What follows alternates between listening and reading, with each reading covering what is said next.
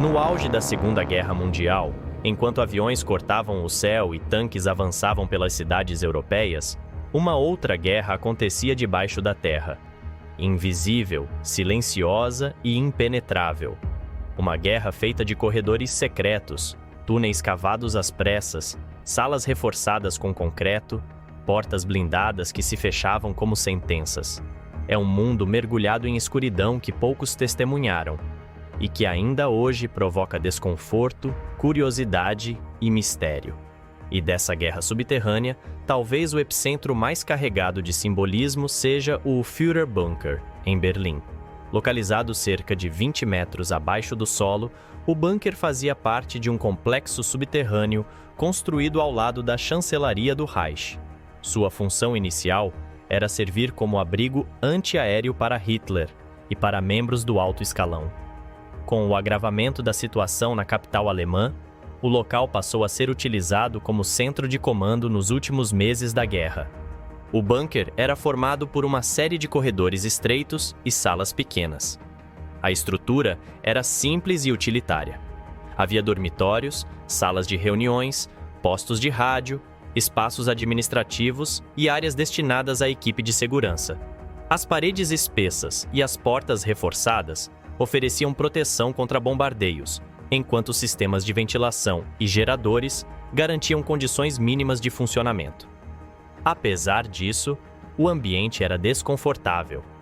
A ausência de luz natural, a umidade constante e a pressão psicológica do momento faziam da vida ali algo particularmente tenso. Foi dentro desse bunker que Hitler passou seus últimos dias. Reuniões estratégicas, discursos, ordens e tentativas de reorganizar um exército já em colapso ocorreram em meio a um ambiente de crescente isolamento. Testemunhos de pessoas que passaram por ali descrevem um clima de esgotamento e desorganização, refletindo o estado geral do regime naquele momento. A estrutura, embora funcional, não oferecia capacidade real de alterar o curso da guerra. Era, em essência, um espaço de resistência momentânea diante do inevitável. Além do Führerbunker, havia uma rede de túneis conectando setores da chancelaria e outras edificações governamentais em Berlim. Esses corredores permitiam deslocamentos internos, mesmo durante ataques intensos. Ao final da guerra, muitos desses túneis foram destruídos, fechados ou soterrados durante a reconstrução da cidade. Alguns trechos permanecem selados até hoje, preservando vestígios do período, mas sem acesso público e com grande parte de sua extensão ainda pouco documentada. E enquanto Berlim tentava manter suas operações governamentais abaixo da superfície, um projeto muito maior e mais misterioso acontecia em outra parte da Europa ocupada. Tratava-se do projeto Riese, localizado nas montanhas Owl, na atual Polônia. Imagine montanhas inteiras sendo escavadas por dentro.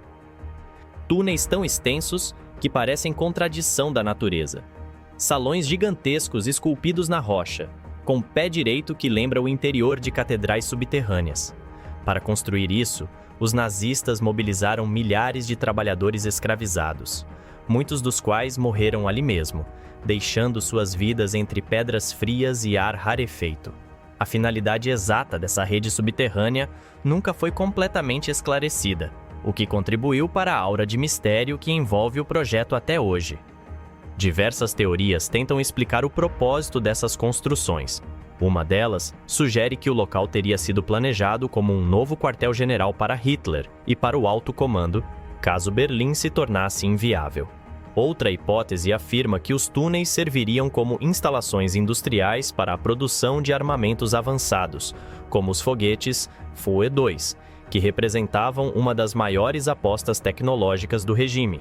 Há também conjecturas sobre laboratórios de pesquisa e desenvolvimento de projetos experimentais. No entanto, até hoje não existe documentação oficial suficiente que confirme qualquer uma dessas versões.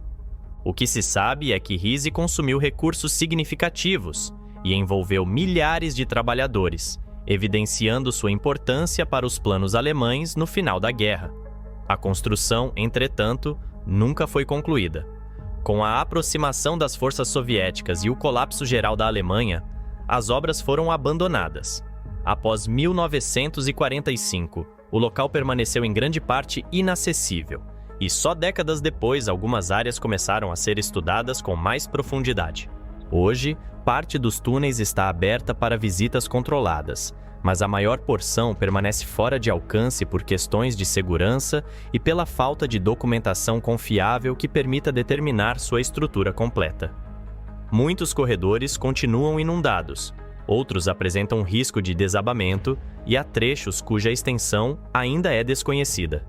Isso mantém o projeto RISE como um dos sistemas subterrâneos mais enigmáticos da Europa. A comparação entre o Führerbunker e o projeto RISE revela duas dimensões distintas da guerra subterrânea. O bunker em Berlim representa o fim de um regime, a tentativa de manter controle em meio ao colapso. Já RISE representa a ambição e a expectativa de criar algo que pudesse alterar os rumos do conflito. Um espaço foi usado até seus últimos dias. O outro nunca chegou a cumprir sua função planejada, qualquer que ela tenha sido. Mas a exploração subterrânea promovida pela Alemanha nazista não se limitou aos abrigos de comando ou os grandes complexos de engenharia incompleta. À medida que o conflito avançava e o poder aéreo dos aliados se tornava mais devastador, o subsolo passou a desempenhar um papel ainda mais profundo na estratégia militar e industrial do regime. O que inicialmente era visto como um recurso complementar, útil para esconder projetos secretos ou proteger lideranças, tornou-se, a partir de 1943, uma necessidade estratégica para garantir a própria continuidade da guerra. O crescimento da aviação aliada mudou completamente a dinâmica do conflito. Os bombardeios atingiam fábricas, ferrovias e centros de logística, comprometendo a produção de equipamentos e dificultando o transporte de suprimentos. Cidades como Hamburgo, Essen e Berlim sofreram danos tão extensos que a Alemanha se viu obrigada a repensar a forma como fabricava seu armamento. A solução encontrada foi transferir parte significativa das atividades industriais para o subsolo, onde seria possível manter o funcionamento das fábricas longe dos ataques aéreos. Um dos casos mais emblemáticos desse processo foi o complexo Mittelwerk, instalado dentro das montanhas de Konstanz, no centro da Alemanha. A estrutura consistia em uma extensa rede de túneis e câmaras que antes serviam como depósitos de combustíveis e que foram rapidamente convertidas em linhas de montagem para os foguetes V2, uma das armas consideradas mais avançadas do arsenal alemão. A transformação do interior da montanha exigiu alterações profundas. Túneis foram ampliados, trilhos foram instalados, máquinas de grande porte foram transportadas para dentro do sistema e equipes técnicas foram deslocadas para operar a produção em regime contínuo. No entanto, a operação de Mittelwerk foi marcada por condições extremamente duras. A mão de obra utilizada nas linhas de montagem que funcionavam no subsolo era composta majoritariamente por prisioneiros oriundos do campo de concentração de Dora Mittelbau, localizado nas proximidades. Esses trabalhadores viviam em condições precárias e sem acesso a instalações adequadas de saneamento, saúde ou alimentação. A combinação de jornadas exaustivas, ar rarefeito, poeira constante e supervisão rígida levou à morte de milhares de pessoas ao longo do projeto. A própria estrutura dos túneis refletia esse cenário. Corredores ásperos, ventilação limitada e áreas improvisadas para o armazenamento de peças e componentes. A tecnologia avançada dos foguetes contrastava com o ambiente desumano em que eram produzidos. Outras instalações semelhantes foram criadas em diferentes regiões da Alemanha, seguindo o mesmo padrão de adaptação apressada. No sul do país, minas de calcário foram transformadas em fábricas destinadas à produção de munições e componentes mecânicos. Algumas dessas minas receberam reforços de concreto para suportar o peso das máquinas e evitar desmoronamentos. Em outras, apenas suportes metálicos improvisados eram utilizados, revelando a urgência e a precariedade do processo. O objetivo era sempre o mesmo: manter a capacidade de produção ativa, mesmo quando cidades inteiras eram destruídas na superfície. Um exemplo adicional desse esforço subterrâneo foi o complexo conhecido como B8 ou Obrigheim, localizado no sudoeste da Alemanha. Ali, funcionou uma das fábricas subterrâneas destinadas à produção de motores para aeronaves. A instalação utilizava túneis naturais expandidos com dinamite e reforçados com estruturas metálicas simples. O trabalho ocorria sob isolamento quase total, com equipes técnicas movendo-se entre corredores estreitos, enquanto peças e equipamentos eram armazenados em nichos cavados diretamente nas paredes rochosas. O local fazia parte de uma rede maior de instalações industriais que, somadas, formavam um sistema subterrâneo pensado para garantir que a linha de montagem militar continuasse em funcionamento. Outro caso significativo ocorreu perto de Neuburg an der Donau, onde os nazistas criaram um complexo subterrâneo para a produção de aeronaves a jato, incluindo componentes do Messerschmitt Mi-262, um dos primeiros caças a jato operacionais da história. A região possuía formações rochosas que facilitavam a adaptação de túneis largos e câmaras amplas, permitindo a montagem de peças de porte considerável. Embora o projeto não tenha atingido o nível de produção planejado, ilustra o esforço do regime para deslocar atividades industriais para locais de difícil acesso e mais protegidos. A exploração subterrânea também marcou o litoral europeu, especialmente ao longo do chamado Muro do Atlântico, um conjunto de fortificações construídas pelos nazistas na França, Bélgica, Holanda e Noruega. Embora seu principal objetivo fosse defensivo, muitas dessas estruturas possuíam passagens internas que conectavam abrigos, centros de comando e depósitos de artilharia. Em alguns pontos, grandes bunkers enterrados na areia costeira abrigavam salas de controle equipadas com aparelhos de comunicação, munições e suprimentos. A construção dessas obras exigiu a escavação de túneis curtos e câmaras fechadas, reforçadas com concreto espesso. Alguns desses bunkers foram construídos parcialmente dentro de falésias naturais, aproveitando a proteção oferecida pela geologia local.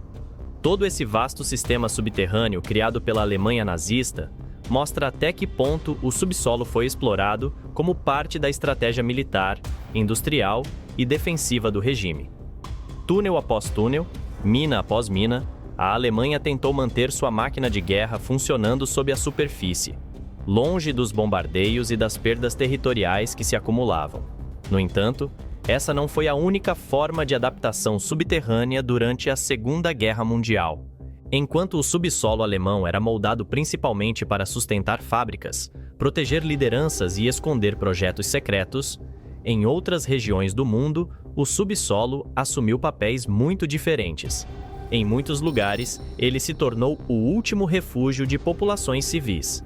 Em outros, funcionou como centro de comando governamental e, em cenários mais extremos, tornou-se parte direta da estratégia militar em áreas de combate intenso. 3 exemplos ajudam a compreender essa variedade de usos: Malta, Londres e Okinawa.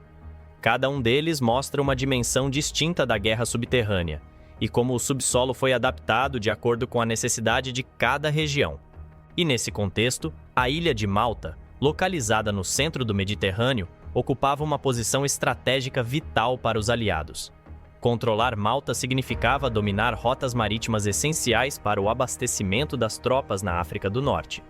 Por essa razão, a ilha se tornou alvo de bombardeios constantes promovidos pela Alemanha e pela Itália entre 1941 e 1942. A intensidade desses ataques transformou Malta em um dos lugares mais bombardeados da guerra. Com a superfície se tornando cada vez mais perigosa, a população passou a utilizar sistemas subterrâneos para sobreviver. Túneis antigos, pedreiras e cavernas foram adaptados para abrigar famílias inteiras.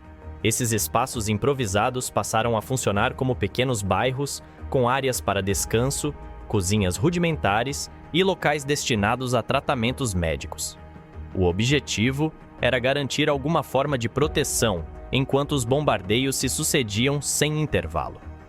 Os relatos mostram que a vida nesses abrigos era difícil. A umidade era constante, a ventilação muitas vezes insuficiente e a superlotação inevitável. Ainda assim, eles salvaram milhares de vidas. À medida que a guerra avançava, alguns desses túneis foram ampliados e estruturados de maneira mais organizada, criando corredores mais amplos e divisões específicas para diferentes necessidades. Escolas temporárias funcionaram ali, assim como pequenas enfermarias comunitárias. Em certos períodos, a maior parte da população de Malta passava mais tempo nessas cavernas do que na superfície. A resistência da ilha tornou-se um símbolo importante para os aliados. O rei Jorge VI concedeu a Malta a Cruz de Vitória, uma condecoração rara, em reconhecimento à coragem do povo maltês. Depois da guerra, muitos desses túneis permaneceram como parte da memória da ilha, e alguns foram preservados para visitação pública, lembrando um período em que a vida cotidiana precisou se deslocar para debaixo da terra. Enquanto isso, em outra região do conflito, Londres vivia uma experiência distinta, mas igualmente marcada pela adaptação subterrânea. A capital britânica foi alvo de intensos ataques entre 1940 e 1944, período em que bombardeios regulares ameaçavam tanto a população quanto a continuidade das operações governamentais. Mesmo assim, o centro de comando britânico precisava permanecer ativo, coordenando defesas, monitorando ataques e tomando decisões rápidas. Localizado próximo ao centro político da cidade, o bunker foi projetado para funcionar como um centro de comando seguro. Sua construção começou antes do início oficial da guerra, mas somente após os primeiros ataques aéreos, o local passou a operar de forma contínua. Ali, as autoridades britânicas controlavam operações militares, trocavam informações com aliados e tomavam decisões que influenciaram o curso da guerra. O complexo era composto por diferentes salas interligadas, incluindo escritórios, áreas de comunicação, salas estratégicas e dormitórios para oficiais de plantão. Um dos elementos mais importantes era a sala de mapas, onde painéis atualizados constantemente mostravam posições de tropas, rotas marítimas e zonas de ataque. Essa sala permaneceu praticamente inalterada após 1945. E hoje é um dos registros mais fiéis de como a guerra era administrada debaixo da terra. As condições dentro do bunker eram funcionais, embora simples. As salas eram apertadas, a ventilação limitada e o ritmo de trabalho intenso. A equipe trabalhava em turnos longos, muitas vezes sem ver a luz do dia por períodos prolongados. Ainda assim, esse subsolo garantiu a continuidade da liderança britânica em um momento de crise. As Churchill War Rooms tornaram-se parte fundamental da história militar e, após a guerra, foram preservadas como museu. E se em Londres, o subsolo abrigava a liderança política e militar, em Okinawa, a função subterrânea era outra. Aqui, não se tratava de proteger civis nem de garantir a continuidade administrativa. O subsolo de Okinawa fazia parte direta da estratégia de combate. A Batalha de Okinawa, travada em 1945, destaca esse uso de forma clara. A ilha foi considerada uma posição estratégica chave para impedir o avanço americano em direção ao arquipélago japonês, e sua defesa envolveu a criação de uma extensa rede de túneis militares. O solo calcário de Okinawa permitia escavações relativamente rápidas. Aproveitando isso, o exército japonês construiu salas, passagens e centros logísticos dentro das montanhas. Alguns desses túneis eram simples, destinados apenas ao deslocamento de tropas. Outros eram estruturas complexas, com áreas destinadas a armazenamento de munição, cozinhas improvisadas, postos médicos e salas de comando. Durante a batalha, os túneis desempenharam um papel decisivo. Eles permitiram ao exército japonês manter posições defensivas durante longos períodos, mesmo sob bombardeio intenso. As tropas podiam se deslocar de um ponto a outro sem serem vistas, dificultando as estratégias americanas baseadas em avanço terrestre e ataques aéreos. Em muitos casos, os confrontos foram travados dentro dessas passagens, em condições extremamente difíceis. A vida nesses túneis era marcada pela escassez. O calor e a umidade eram constantes, a iluminação limitada e o abastecimento irregular. Muitos soldados passavam dias sem sair para a superfície. Registros mostram que a falta de ventilação adequada causava acúmulo de gases e fumaça, tornando o ar pesado e prejudicando a respiração. Mesmo assim, o sistema subterrâneo prolongou a resistência japonesa e tornou a Batalha de Okinawa uma das mais longas e desgastantes do Teatro do Pacífico. Além dos soldados, alguns civis também utilizaram cavernas como abrigo durante os combates. A presença da guerra em praticamente toda a ilha obrigou muitos moradores a buscar proteção em locais improvisados, sem estrutura adequada para longos períodos.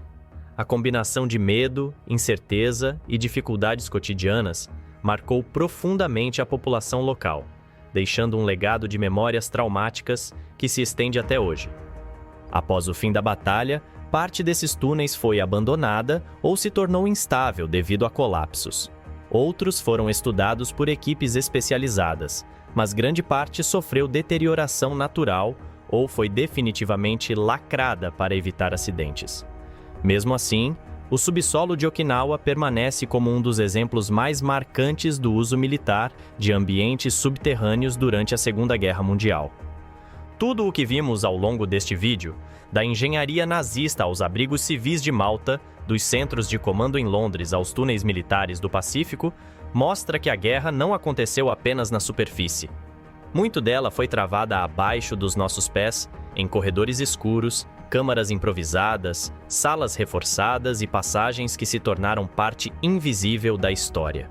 Cada túnel, cada abrigo e cada estrutura subterrânea guarda não apenas engenharia e estratégia, mas também vidas, escolhas, medos e decisões que influenciaram o rumo do conflito.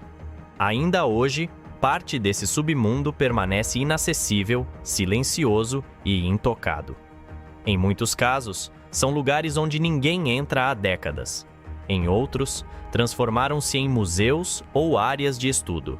Mas, independentemente do estado atual, todos compartilham uma mesma característica. São testemunhos ocultos de um período em que a humanidade precisou recorrer ao subsolo para lutar, sobreviver ou resistir. Se você gostou deste mergulho pelos mundos subterrâneos da Segunda Guerra, inscreva-se no canal.